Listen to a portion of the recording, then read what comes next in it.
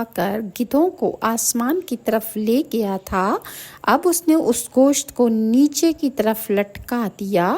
تو گدھوں نے جب دیکھا کہ گوشت نیچے کی طرف ہے تو وہ فوراً زمین کی طرف لپکی، اور اس طرح وہ مردود زمین پر آ پہنچا۔ اور جب تمام لوگوں کو اس بات کی خبر ہوئی تو بہت زیادہ خوشی سے لوگ بے ہوش ہو گئے، اور پھر ایک گھڑی کے بعد جب وہ ہوش میں آئے تو سب علیحدہ علیحدہ اپنا خیال بیان کرنے لگے، اور ان میں کوئی بھی ایک دوسرے کی باتیں سنتا ہی نہیں تھا، جبکہ خوشی کی وجہ سے وہ پھولے نہ سماتے تھے۔ وہ سب بے وقوف یہ سمجھ رہے تھے کہ نمرود نے اللہ کو خود نعوذ باللہ مار ڈالا یا قتل کر دیا ہے۔ دراصل حقیقت کو بھی وہ سمجھتے ہی نہ تھے۔ اور ایک روایت میں یہ بھی ہے کہ حضرت نوح علیہ السلام جودی پہاڑ پر جب کشتی پر سے اترے تو جو لوگ کہ حضرت نوح علیہ السلام کے ساتھ کشتی پر تھے، انہوں نے ایک گاؤں جداگانہ آباد کیا، اور وہ علاقہ سمانیہ کے نام سے تھا۔ اس کی وجہ یہ ہے کہ اس کی حضرت نوح علیہ السلام کے قصے میں بیان ہو چکی ہے۔ ان لوگوں کو حضرت نوح نے فرمایا کہ ہر شخص اپنی اپنی آبادی میں جا کر بسے۔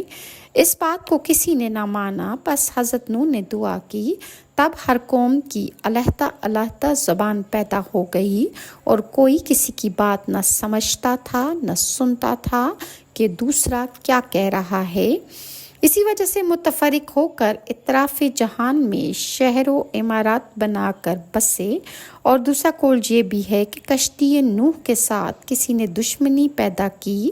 وہ بولے کہ جب نوح کشتی سے اترے گا تو ہم نوح کو مار ڈالیں گے۔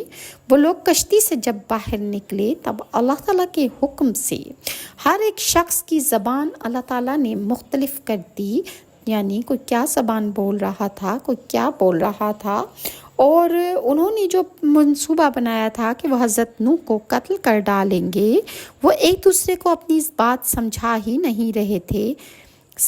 پا ہی نہیں رہے تھے، کیونکہ کوئی عبرانی، کوئی عربی، اور کوئی کیا زبان بول رہا تھا۔ القصہ جب نمرود لعین آسمان پر سے زمین پر آیا تو حضرت ابراہیم سے کہا کہ دیکھ، تیرے اللہ کو میں نے مار ڈالا ہے، میرے تیر میں جو خون لگا ہوا ہے یہ اسی کا نشان ہے، اب تیرے خدا سے میں نے ملک آسمان چھین لیا ہے۔